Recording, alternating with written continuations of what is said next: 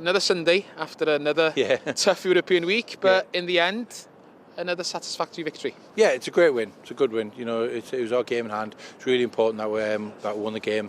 We did, disappointed with a couple of goals scored against her. But look, to score 5 goals and create the opportunities we did, we've created another 10, 15 really good opportunities. Just unfortunately, on the day it wasn't to be for us to not score a lot more. It's the toughest place to come in the league, as we all know, and for us it's a learning experience.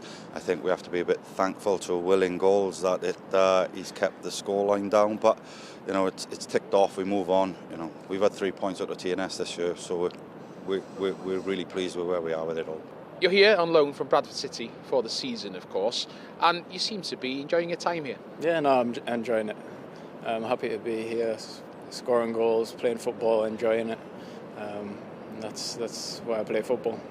And after a really busy first few months of the season, now after Christmas, it's all going to be about the domestic front. You're still in 2 cups, and obviously just a point behind the leaders in the league now as well. Exactly, we've got games to win in the cups and in the league. We've got games to win, and we need to do that. We need to put it right from earlier in the season. We need to score goals and win games.